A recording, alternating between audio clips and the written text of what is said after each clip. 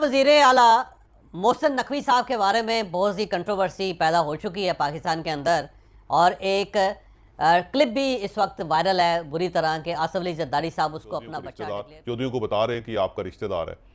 तो वो क्लिप तो आपने मुलाहिजा कर भी लिया होगा, लेकिन एहतियातन आप उसको एक बार दोबारा देख लें, फिर मैं इस वीला को आगे बढ़ाता हूँ। मेरा बच्चा है। मैं आपके सामने रखूंगा, लेकिन उससे पहले इमरान खान साहब ने कल कौम से खिताब करते हुए दो नुक्ते बयान किए थे। अब मैं वो दो नुक्ते भी आपको सुनाना चाहता हूं। जो सबसे एक आदमी ने सबसे ज्यादा कोशिश की हमारी हुकूमत गिराने की, उसका नाम मोहसिन नकवी था। ये भागा फिर रहा था सारी जगह, कभी नवाज शरीफ को पैगाम लेके जा रहा है जरदारी का, तो कभी जरदारी से के साथ मिलके सिंध हाउस के अंदर बैठा हुआ है, लोगों की हराम के पैसे से लोगों को खरीद रहा है। ये सब पेश पेश था। हर जगह मोहसिन नकवी का नाम आता था कि इसने सबसे ज्यादा कोशिश की इस कॉन्स्पिरेसी को कामयाब करने के लिए। जितने भी प्लेयर्स उसके इर्द गिर्द थे, उसमें एक प्लेयर जिसका सबसे ज्यादा नाम आता था, उसका नाम मोहसिन नकवी था। तो ये इसने इसको, जिसको जरदारी कहता था ये मेरा बेटा है, यानी जरदारी ने इसको अपना बेटा बनाया हुआ था। अब ये सोच लें कि इसका कैरेक्टर क्या होगा कि जरदारी जैसा आदमी, जो इंटरनेशनली सारी दुनिया जरदारी को जानती है कि करप्ट तरीन आदमी है, वो जरदारी इसको अपना बेटा समझता है। उसके बाद अगर किसी को कोई शक है कि ये तहरीक इंसाफ का बदतरीन दुश्मन है, इसकी जो चैनल 24 कभी उठा के देख लें, उसमें मुसलसल तहरीक इंसाफ के खिलाफ प्रोपेगेंडा चलता रहता है। अब उस आदमी को अगर इन्होंने बनाया है इस पंजाब का केयरटेकर चीफ मिनिस्टर, तो इसका क्या मतलब है? इसका मतलब यह है कि इसके पीछे वो लोग हैं जिन्होंने कांटा डाला हुआ है इमरान खान के ऊपर। मैं कल मुजाहरा शुरू कर रहा हूं। मैंने कहा है कि भाई मुजाहरा करें, हम पुरअमन एहतजाज करें। ये जो इलेक्शन कमीशन है ये मोहसिन नकवी को लेके आया है। हमारे हर रोज पाकिस्तान के मुख्तलिफ शहरों में एहतजाज शुरू होंगे। हम बिल्कुल इस आदमी को तस्लीम नहीं करते। हम बिल्कुल इस इलेक्शन कमीशन को, जिसने इस तरह के आदमी को लेके आया है, हम सबसे पहले तो अदालत में जाके पूछेंगे कि जब गवर्नर के वाज़े तौर पे गवर्नर को जब आइन कहता है मुस्ताफी होती है, जैसे ही हमारी असेंबलीज हमने डिसॉल्व की, तो 48 घंटे के अंदर उसको डेट देनी पड़ती है कि किस दिन इलेक्शन होगा। अभी तक ना गवर्नर पंजाब ने डेट दी है, ना गवर्नर पख्तूनख्वा ने डेट दी है। कि इमरान खान साहब पहले नुक्ते में ये कह रहे हैं कि मोहसिन नकवी साहब जो हैं वो पीडीएम के दोस्त हैं, उनके साथी हैं, और इन्होंने हमारी गवर्नमेंट गिराई थी, और जो रजीम चेंज थी वो इन्हीं के घर से इनिशिएट हुई थी। फिर वो बता रहे हैं कि आसफ अली जरदारी साहब के दस्ते रास्त हैं। फिर ये बता रहे हैं कि नैब को मतलूब थे और नैब के साथ प्ली बार्गेन किया था ना, वगैरह वगैरह। बहुत सारी चीज़ें इमरान खान साहब अब पब्लिकली भी कह रहे हैं और प्राइवेटली भी कह रहे हैं। इसमें कोई शक नहीं कि ये मोहसिन नकवी साहब चौधरी बरादरान के रिश्तेदार भी हैं। ये चौधरी शुजात साहब की भांजी के खामद है, यानी चौधरी शुजात साहब की जो मशीरा हैं, उनकी जो साहबजादी हैं, वो इनकी बेगम है मोहसिन नकवी साहब की। ये एक हकीकत है। और एक दूसरी हकीकत यह है कि मोहसिन नकवी साहब बहुत ज़्यादा बाअसर आदमी हैं। ये नून लीग के साथ भी इनके बड़े अच्छे रिलेशंस हैं। इनके आसफ अली जरदारी साहब के साथ भी बहुत अच्छे रिलेशन, और आसफ अली जरदारी साहब इनको अपना बच्चा, अपना बेटा भी कहते हैं। ये भी बात ठीक है। और इसके साथ साथ ये चौधरी साहबान के ज़ाहिर रिश्तेदार भी हैं। तो एक ट्राइका है जिसके दरमियान मोहसिन नकवी साहब बड़े अरसे तक घूम फिर रहे हैं। ये एक हकीकत है। और इसके साथ साथ जनरल बाजवा साहब के साथ भी इनके बड़े अच्छे तल्लुकात थे। ये भी एक हकीकत है। और उनसे उनकी तस्वीरें ज़ाहिर मुख्तलिफ जगहों पे आती रहती हैं। और अब मोहसिन नकवी साहब, मैं थोड़ा सा पीछे लेके जाता हूँ कि 2018 में जब इमरान खान साहब जीत कर आए थे, तो उसके बाद ज़ाहिर हुकूमत नहीं बना पा रहे थे, तो इन्हें इत्तेहादी चाहिए थे। उस वक्त जहांगीर तरीन साहब मोहसिन नकवी के घर बैठ के उन्होंने इमरान खान साहब यानी PTI के साथ चौधरी साहबान का एक रिलेशन पैदा किया था। और जहांगीर तरीन साहब ज़ाहिर सेक्रेटरी जनरल थे पार्टी के। तो उस वक्त मोहसिन नकवी साहब ने बड़ा अहम किरदार अदा किया था चौधरी साहबान को इमरान खान साहब का पार्टनर बनाने में। फिर इसमें भी कोई शक नहीं कि PDM का जो इनिशिएट हुई PDM, वो भी मोहसिन नकवी साहब के घर हुई थी।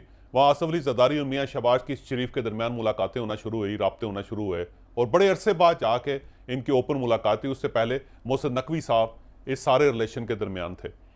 और फिर इसमें भी कोई शक नहीं है कि जब चौधरी साहबान ने पीडीएम का साथ देने का फैसला किया था, इमरान खान साहब के इत्तेहाद से निकलने का फैसला किया था, तो ये जो डील थी ये भी मोहसिन नकवी साहब ने करवाई थी और वो उस दौरान शामिल थे सारे मामले में। और कुछ लोगों का ये भी ख्याल है कि ये भी मोहसिन नकवी साहब के घर के अंदर फैसला हुआ था। फिर मार्च में जब चौधरी परवेज इलाही साहब और मोहसिन इलाही साहब ने पाकिस्तान मुस्लिम लीग नून से सीट्स मांगी थी और सीट्स एडजस्टमेंट का फार्मूला तय हुआ था, तो वो फार्मूला भी उस वक्त मोहसिन नकवी साहब के घर में ही तय होता रहा। ये बात भी हकीकत है, इसमें कोई शक नहीं है, लिहाजा इसमें ये डाउट नहीं है। यानी इमरान खान साहब जो कुछ अगर कह रहे हैं वो बात 100% दुरुस्त है। लेकिन यहां पे एक इशू ये है कि वो मोहसिन नकवी जो आपको सपोर्ट कर रहा है वो आपके लिए एक्सेप्टेबल था, लेकिन जो मोहसिन नकवी दूसरे लोगों को सपोर्ट कर रहा है, एक दावे से कह सकता हूं कि मोहसिन नकवी साहब को chief minister basically Imran Khan साहब ने खुद बनाया। ये पीडीएम का कारनामा नहीं है, ये इमरान खान साहब का कारनामा है। कैसे?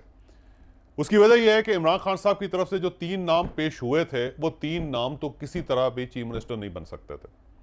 बस नासिर खोसा साहब का नाम पेश किया था। नासिर खोसा साहब बड़े ज़बरदस्त इंसान है, इसमें कोई शक नहीं कि अगर नासिर खोसा साहब चीफ मिनिस्टर होते तो उन्होंने वाकई 90 दिन के अंदर अंदर इलेक्शन करवा देना था। ख्वाह वफाकी गवर्नमेंट कितना ही दबाव क्यों न डालती, वो बंदा दबाव में आने वाला है ही नहीं। लेकिन उनके साथ इशू ये था कि 2018 में जब उनको इसी किस्म की ऑफर की गई थी तो इमरान खान साहब ने खुद उनका नाम वापस ले लिया, तो उसको बड़ा डिस्ग्रेस किया था उन्होंने। तो नासिर खोसा साहब ने उसके बाद फैसला किया कि मैं अब दोबारा इनके ट्रैप में नहीं आऊँगा। दूसरा, अगर वो समझते थे कि नासिर खोसा बड़े ज़बरदस्त इंसान है तो इमरान खान साहब को चाहिए था कि अपना एक वक्त बना के उनके घर भेजते और उन्हें राज़ी करते।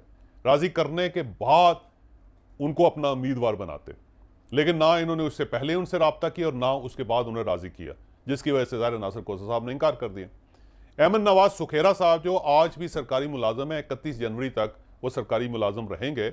अगर आप वाकई उनको चीफ मिनिस्टर बनवाना चाहते तो फिर आप उनसे अनाउंसमेंट करवाते कि मैं अर्ली रिटायरमेंट लेने के लिए तैयार हूँ और मैं अपने आप को इस जिम्मेदारी के लिए अहल भी समझता हूँ और मैं राज़ी हूँ। आपने वो भी नहीं करवाया उनसे, लिहाजा वो खामोश होकर बैठे रहे। और नसीर खान साहब जो ब्रिटिश नेशनल हैं, और एक ब्रिटिश नेशनल जो है वो ज़ाहिर care taker chief minister Pakistan में नहीं बन सकता, तो आपने उनसे पूछा ही नहीं था पहले और उनका नाम अनाउंस कर दिया। अब उसके बाद नवीद अकरम चीमा साहब का नाम दिया गया। वो इतना पुराने लोग हैं, समझदार लोग हैं, उन्होंने 2 नाम ऐसे दिए कि दोनों नामों में से कोई एक भी अगर हो जाता तो पीडीएम का काम हो गया था। आहद चीमा साहब का नाम दिया, जाहिर है आहद चीमा साहब किसी तरह भी इमरान खान साहब के लिए एक्सेप्टेबल नहीं थे। और उसके बाद मोहसिन नकवी साहब का नाम दिया, वो भी इमरान साहब के लिए एक्सेप्टेबल नहीं था। तो अब आपने जानबूझ के इस इशू को इतना लिंगर ऑन किया और आपने इस तरह लूज बॉल फेंकी कि दूसरे लोगों ने चक्का लगा दिया उस पर। अब अगर आईनी तौर पर देखा जाए तो आईन ये कहता है कि चीफ मिनिस्टर का फैसला पहले अपोजिशन लीडर और चीफ मिनिस्टर ने करना है, निगरान वजीर आला का। अब निगरान वजीर आला का जब पहला राउंड था उसमें आप लोग फैसला नहीं कर सके। उसके बाद दूसरा राउंड ये है कि पार्लियामानी कमेटी बने और पार्लियामानी कमेटी फैसला करे। पार्लियामानी कमेटी बनी, पार्लियामानी कमेटी फैसला नहीं कर सकी। उसके बाद आईन ये कहता है कि ये नाम जो भी नाम है वो ऑटोमेटिक इलेक्शन कमीशन के पास चले जाएंगे और इलेक्शन कमीशन के पास 48 घंटे होंगे जिसमें वो फैसला करेगा।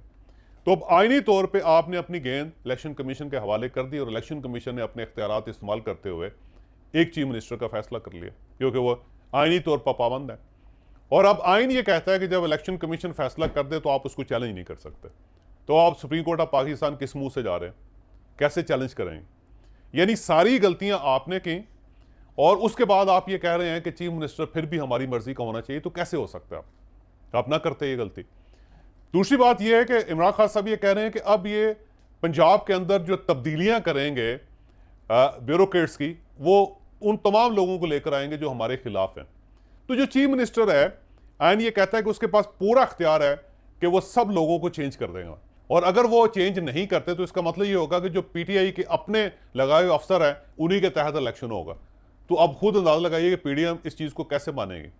जब भी केयर टेकर चीफ मिनिस्टर आता है तो चीफ मिनिस्टर सबसे पहले ब्यूरोक्रेसी को रीशफल करता है ताकि कोई शख्स ये एतराज़ ना कर सके कि ये जो पुरानी हुकूमत के लगाए हुए लोग थे और ये लोग इलेक्शन करवाने हैं तो ये हमारे खिलाफ काम करेंगे। तो अब निगरान वजीर आला तो ब्यूरोक्रेसी तब्दील करेगा। अब अगर ब्यूरोक्रेट्स तब्दील होंगे तो आप ये कह रहे हैं कि ये ब्यूरोक्रेट्स हमारे खिलाफ हैं, तो आपने खुद ही फैसला कर लिया कि ब्यूरोक्रेसी भी आपकी मर्जी की होनी चाहिए। तो ये अजीब सी बात है कि गलतियां आप करें, फिर उसके बाद चीफ मिनिस्टर गलतियों के बावजूद आप कहें कि हमारा लगना चाहिए, फिर आप चीफ मिनिस्टर से कहें कि वो ब्यूरोक्रेसी को रीशफल नहीं कर सकता, और अगर वो ब्यूरोक्रेसी को रीशफल करेगा तो हमारी मर्जी के अफसर लगाएगा, तो ये कैसे मुमकिन है, मुझे ये बताएं। और इसके बावजूद अगर इलेक्शन हो जाते हैं वहां पे और इलेक्शन आपके खिलाफ रिजल्ट आ जाता तो फिर भी आप नहीं माने, और अगर आपके हक में आ गया तो यही मोहसिन नकवी आपके लिए फरिश्ता बन जाएगा, फिर यही ब्यूरोक्रेसी आपको पसंद आ जाएगी। तो एक अजीब सी कन्फ्यूजन है। सेम इसी तरह खैबर पख्तूनख्वा के अंदर है। खैबर पख्तूनख्वा के अंदर आपने अपनी मर्जी से चीफ मिनिस्टर लगाया, ज़ाहिर अपोजिशन ने उसको ओके कर दिया। अब वो आजम खान साहब जो तब्दीलियां वहां पे करेंगे, मुझे यकीन है कि आपको उस पर भी एतराज़ हो। तो कल को आप कहेंगे कि आजम खान जो है वो गलत कर रहा है, वो इस्टेब्लिशमेंट के दबाव में है, वो वफाकी हुकूमत के दबाव में है, वो गवर्नर के साथ मिल गया। यानी अगर जो भी फैसला होगा वो आपकी मर्जी का होना चाहिए। अब यहाँ पे जो आईनी लिहाज से जो इमरान खान साहब एक नुकता उठा रहे हैं कि 48 घंटे के अंदर अंदर गवर्नर साहब ने इलेक्शन की डेट देनी है, ठीक है, आइन ये कहता है देनी चाहिए उनको। लेकिन अब सवाल ये है कि जो इलेक्शन कमीशन ने आईनी तौर पर फैसला किया है वो तो आपके लिए काबिल कबूल नहीं है, और साथ ही आप उसी आइन के तहत गवर्नर से ये कह रहे हैं कि 48 घंटे के अंदर वो अपने नए इलेक्शन का ऐलान करे। तो अब आइन का वो हिस्सा जो चीफ मिनिस्टर बनाता है वो आपके लिए काबिल कबूल नहीं, वो आइन आपको नहीं चाहिए।